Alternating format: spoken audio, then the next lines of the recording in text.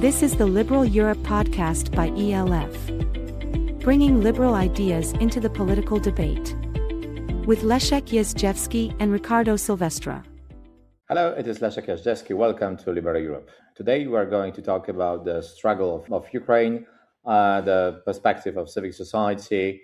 I just came back from the short trip over there, and I had a great pleasure to catch up with the dear friends who is here with us today. Anna Zakletska, a Ukrainian TV and radio presenter for the national broadcasting company Suspilne. She is also a singer, psychotherapist, and she has a title of the Honored Artist of Ukraine. Anna, welcome to Liberal Europe. Hi, thank you so much. Good to hear you. Good to be your guest again. Thank you. Yes, it's a great pleasure to talk to you. And the last time we talked, it was in Kiev, which I must say was my first encounter with the war in Ukraine. It was just a day after the anniversary. I must say that I came back under many different impressions, but this is not really important. What I've been through, it is important how you see things. And I wanted to start, before we get into the talking about Ukraine, I wanted to talk a little bit of who you are, what you do, because you really do a lot of very unique things. You are not just a TV presenter, but we met when you were, and you still are, a civic and even political activist, but you're also very much engaged in supporting the troops in the front line, even before the full-scale invasion with the first Russian attack more than 10 years ago. So can you tell us a bit more what you do, about your different activities, also about your different NGO activities? Well, I hope we have enough time for that. Thank you so much. First of all, let's focus on my educations. My first degree is political science in Kyiv-Mogila Academy University. That's why we actually met with you, when I used to be not only political and civil activist, but also was working as international relations secretary of the Liberal Ukrainian Party, which was called Ukraine of the Future, Ukraina майбутнього. And I must mention that in Ukraine, liberal issues are still the issues, not in the best context, because the influence of conservative things is still very deep. So being liberal activist in Ukraine back then was much more harder than today, I think. But let's move on with my degrees. The second degree is psychotherapy. The third degree is stage direction, and the fourth degree is choreography. And in all these, and on top of that, my mother created a children's ensemble 35 years ago, where I used to sing and dance during my whole life. That's why I'm really a singer. And right now I'm a teacher of dancing for the children, for the next generations of this family business ensemble, who is very much into folklore, traditions, history. And all this is very precious and valuable, because my parents, my families used to be pagan. They are still pagan. I mean, even 10 years ago, it was really difficult to talk about it. But right now, it's easier to open this door and to speak about the importance of roots, of connection with the roots. And as a continuation of my integrity with my family, with this zernятко, it's called zernятко, it's translated as little seed that you put into the ground and then something grows, zernятко. The ensemble is called zernятко. And as continuation of this zernятко activity for me, I created also Ukrainian brand of clothes called Stri. And it's also not about that, we don't have something to wear and people need more fashion, but it's about pagan concepts, pagan traditions. And I want to mention also that pagan paradigm, right, was under the propaganda very much too. Usually people think that pagan culture is about, blood, virgin girls, something brutal, something wild. But it's actually also the result of propaganda that wanted to kill this connection with harmony with the nature, with understanding actually quantum physics, if you will, because my grandmother, who taught me all these things, actually, thank God, haven't graduated school. She just finished 3 classes because she was the oldest one among 9 children. And she had to quit school because you have to work in the field. You have to eat, something to wear. So when you hear pagan culture, it's not about killing someone, being aggressive, I don't know, having sex all the time, eating children or something. I'm sorry for saying this, but it's true that many people are still under these stereotypes. So for me, all my activity is actually about this love that is in the fundamental thing of Ukrainian traditional, how to call it, svitogled, world scene. That's a very interesting aspect. It's amazing because we was talking on the records, and I'm already discovering something new about you. It explains a little bit for me. There's something I consider traditional clothes and the flowers and many things. And I must say that one of my deepest sort of, I don't know how to call it. It might be even spiritual experiences was actually in Ukraine at the sort of like, well, it was more a concert, but it was like with nature, with drums, with dancers, and it was very much in the spirit what you're describing. I think Ukraine is very much closer to those traditions that I think many other Slavic countries already lost. So And I I also sort of want to envy say you. that I'm very happy to hear that. Thank you for this feedback. And I also want to say that on the level of our DNA, we are definitely very liberal people. And I think that all the world is witnessing right now that it's just impossible for us to be conquered and to be smashed under someone else's will. And our history is not that happy, as you know, and I think many people know. But this struggle, it's like, I mean, this natural liberalism for Ukrainians is in the concept that we don't want to have anything else that we don't owe, but please stay away from our liberty, stay away from our land, from our will to live the way we want. And I think that we're really very close to all of this. And as my grandmother said, if you want to see your flower blooming, then water your roots. And everything is very easy if you look around. According to pagan paradigm of my family, if you look around, you will see the best book of life. Because if you learn how the stone goes under the water, if you learn how the seed goes out of the ground, if you learn how the season change, if you learn what happens when sun and water combine, you will understand so many things about how people actually understand each other, how they live together, what are the conflicts, what are the way outs. So all this is about really harmony in the space and space in me. Hmm. It's funny because I remember when I was with my friends who you met with Marek and Ziemek. I remember after I think it was after we met going to Kharkiv. I was talking to them like, oh, it would be so great to go to this sort of ceremony like midsummer or something, and we actually discussed it without knowing that you are that you are into it. And now I think that perhaps I should ask you when is something happening, perhaps exactly the beginning of summer, right? That should be the time when actually you can see the ceremonies and you can see people dancing around the fire or something. That would be just great to experience this. So I definitely gonna be in touch regarding those pagan rituals. I'm Yeah. really interested.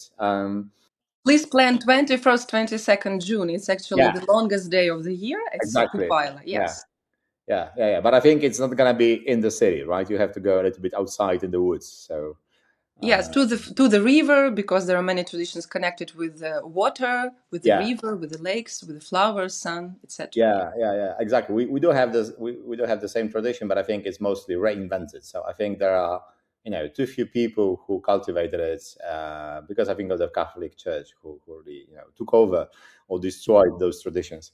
Okay, but it's a fascinating subject. But I think many of our listeners would like to learn a little bit of this perspective that we promised at the beginning of the podcast. So. If you can, describe especially the last winter, because the impression I got was that it was really, really hard, especially for the capital city, and because of the lack of heating, because of lack of electricity.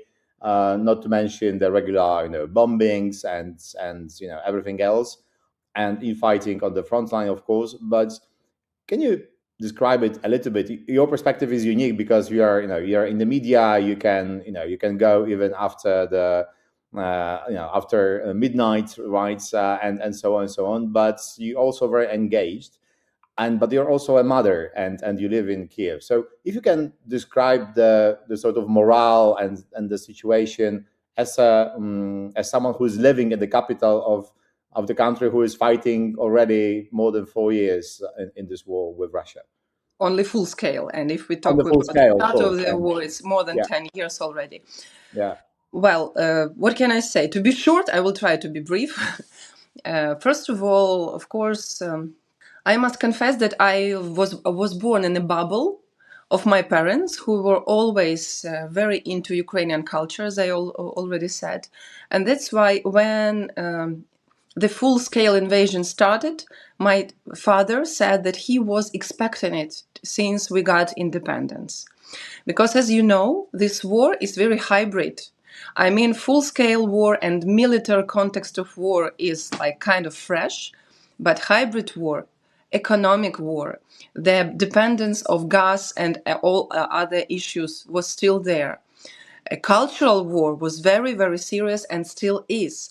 When at the beginning of independence of Ukraine, we had this renaissance of Ukrainian music, poetry, writers, and step by step, this fifth column got into the system and seduced, I would say, seduced all these people from art to switch to Russian language, to switch to Russian poetry, to listen more to Russian artists, because I remember myself, I was in this national Ukrainian bubble. I mean, in the best context of nationalism speaking here, just speaking my own language, wanted to sing my Ukrainian songs, to listen to Ukrainian singers, and I couldn't find them, really couldn't find them. And as soon as someone Ukrainian speaking got to the stars, they tried to break them.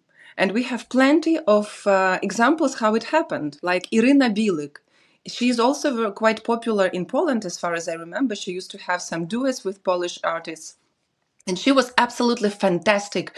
This Ukrainian, sexy, charismatic girl who was singing Ukrainian. She gathered stadiums. What did they do? They seduced her.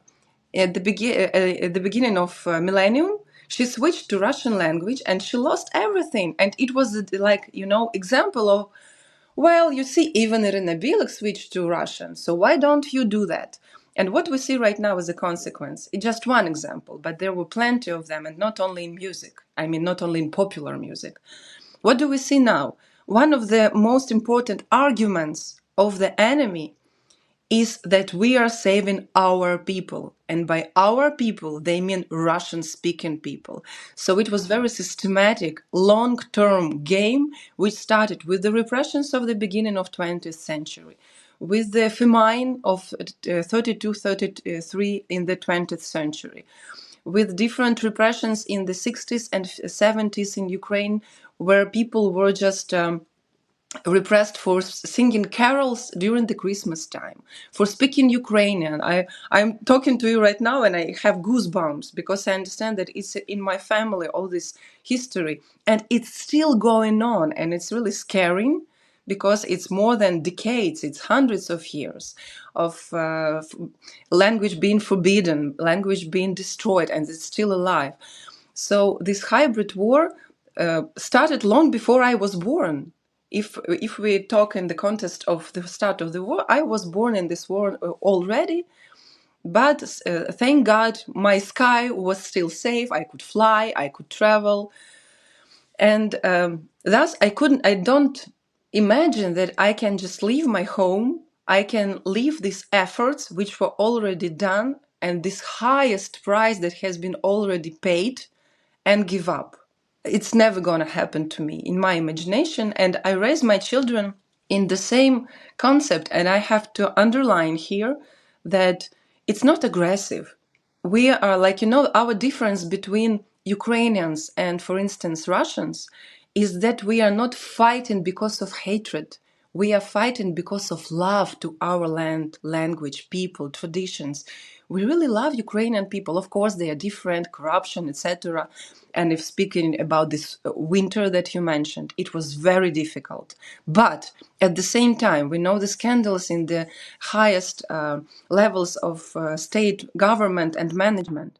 And of course, it's unbelievable that while people with the small pensions donate like $2 per day for buying drones for Ukrainian army, some people from the management still allow themselves to actually steal millions of Ukrainian hryvnias or dollars.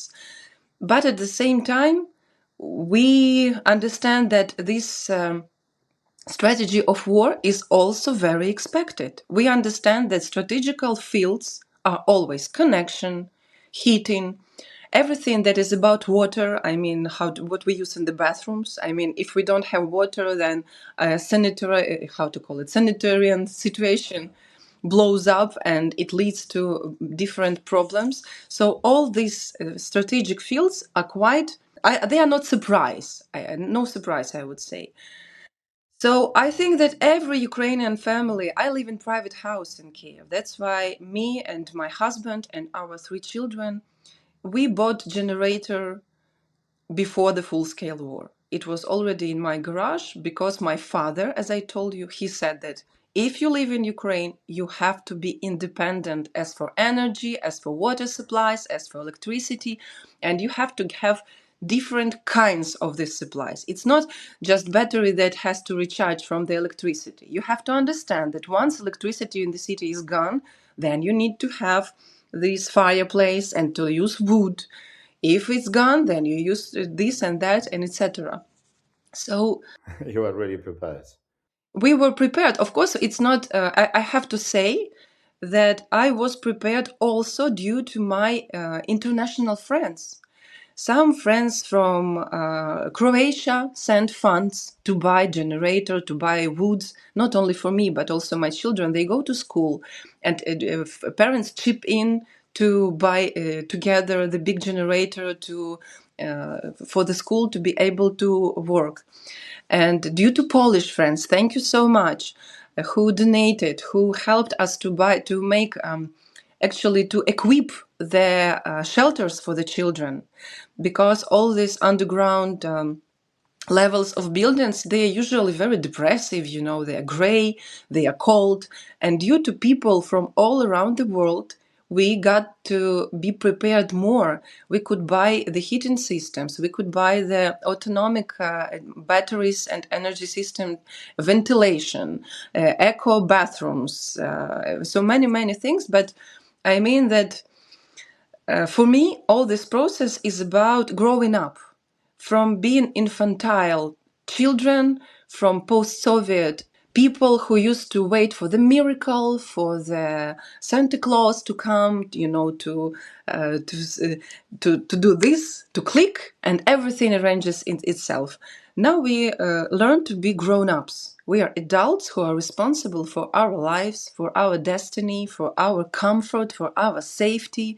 All these lessons that we had about the Budapest Memorandum, the nuclear arms, the military equipment that was initiated by both states and Russia in 1994, and they guaranteed us sovereignty. Actually, many people don't understand why we demand help sometimes from the United States of America, for instance, because it was guaranteed. So please give us military planes. We will cut them into pieces. I remember those videos. You can find it in archives, how they cut our military planes into pieces of metal, and it was signed under the guarantee that we will not need them in case something happens with our independence and sovereignty. We have guaranteed that the United States of America will remain our friends. Well, we now see that many organizations in the world, which used to be international umbrellas for different issues, are not working because we are talking too much.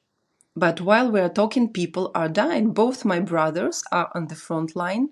They don't have people to switch with. we don't run away. Me, myself, as I told you, I took lessons as a pilot for the pilot of drones. And it's not that I'm very professional in this, but I know the basics, and I know that when my time comes, I will be able not only to peel the potatoes and to cook something, or I don't know, to sing for my colleagues, but will also bring some use for the troops, for the army, if they need. And the biggest shock for me was to hear, like, my smallest child, daughter Yeva. She's 6 years old now, and when the full-scale war started, she was very small. She was less than 2 years old, and she doesn't remember, like, this conscious was still not on that level. She doesn't remember war without life without war. She doesn't remember life without war. I believe I told you this, that I was shocked when I first heard her playing with the dolls. It's like, hello, where is your mommy? Oh, my mommy is dead. She was killed by Russians yesterday. Will you play with me? Blah, blah, blah, la, la, la. And I was like looking with my eyes wide open, that for me, it's like, my heart, I cannot breathe when I hear this. But for her, it's normal. And this is the disaster. And at the same time, this child going to Germany regularly with my mother and ensemble Zernятko, they are giving charitable concerts. They are gathering money. They bought already 3 cars for the Ukrainian army and brought them back to Ukraine. And she's 6 now. So she started it when she was 4 and 5. And recently I heard from her when we were saying our prayers before the night. By the way, being pagan doesn't mean that you cannot say your prayer to the God, because it's still one God up there for us. And she just finished her prayer and said, Mom, to pray is good, but we also have to learn to shut. Wow. And it's like, it's a wise not for 6-year-old, and it's scary. But on the other hand, I understand that maybe this old philosophical issue that if you want peace, you have to be ready for the war. Somehow, it's what I heard from my youngest daughter.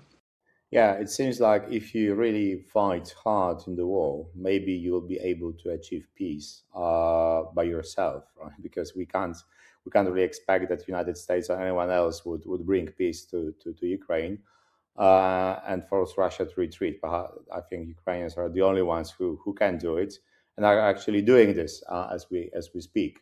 Anna, I wanted to finish with your work in the field of psychotherapy, the one that you managed to do for such a long time, and some other efforts that you are trying to bring. I think that could be, it could have some practical impact for people who still want to engage and support Ukraine in different ways, not only in a way of weapons, which is very important, but also there are institutions and people who want to help the victims of war, of people who try to live through this war. Can you finish telling us a little bit about those projects that you run and that you have done? Well, since the beginning of the war in 2014, I traveled a lot to the front line as an artist, as a singer, but I also had some sessions with the military people, asking them questions, helping them to support themselves, to remain peaceful as far as it's possible in this situation. And when the full-scale war started, me and my colleague, we founded official organization. But when we started to work with men, mostly men, I'm not saying that there are men only, but mostly men, we understood that it's not the right priority right now, because they have to mobilize themselves, and they have to not to go into depth of reflections, but they have to be strong. And it was not the time to work with their souls and hearts. And we decided to switch to those people who actually wait for these guys, for our defenders at home or somewhere, at job, at work. And that's how we started organization Women and War. And our main slogan is that it's easy somehow easy is to rebuild anything physical. I mean, to build the house, to replace the road, to buy a new car. But if we don't take care of mental health, it's very dangerous. We already have 100% of people in Ukraine with different traumas. And how to deal with them, it's a big question. Because if, for instance, man came home like 10 years ago and I could tell him like, you didn't take away the garbage? Oh, you do it again. Right now, with the same tone, I can trigger absolutely different reactions, scandal, divorce, even aggression, physical aggression, and it's really dangerous because the level of we don't sleep normally. We don't travel. And if speaking about women, we at least can go outside Ukraine for some week or something to sleep in Poland normally for a few days or for a week. But our men don't have this choice. And when we have sirens, they wake up. I mean, even those who are not in the front line, but who are living here, who are holding economy, who are paying taxes, who are taking care of children, etc. And this grade of aggression, grade of patience is absolutely different. That's why our organization is working with people, helping to remain in contact with myself. So whenever something happens to me, I have to be aware of what is happening to me. I have to be capable of helping, of giving myself first aid. If it's something serious, it needs medicine or something, medication, then someone else will pick me up and help me, I mean, at some point. But first aid, first mental aid, how to deal with panic attacks. They are happening here and now from all the ages. We were working right now. We shut down our organization, as I told you, because of lack of financial. Because USAID was one of the donors, and we all know what happened to that organization. We worked with the victims who were raped by Russian soldiers, and they have to live with that. These girls, girls really under 14 years old. It's really a catastrophe. And we understand that if we don't work with these women, with these children, then they will grow up with this trauma, and this trauma will definitely give the shot, not in the best way for the society and for actually these victims. So this is our focus of work, and I understand that out of all my educations that I have, psychotherapy is my favorite and most important because it helps us to be in contact with ourselves and in conscious contact with everything around, being responsible for what is happening to me. Do I choose to be a victim? Do I choose to be responsible? Where I give up? Where do I feel pressure? Where something comes from my heart and where something comes from the TV set and it actually doesn't belong in my head? So all these things are very important. It's also about the critical mind, critical thinking, about propaganda, of cyber safety. Because sometimes we see some article, we read it, oh my God, and you need to learn to find the roots. This media, who is the owner of the media? Where does the money come from for this media? What result do they expect? Whose interest is that?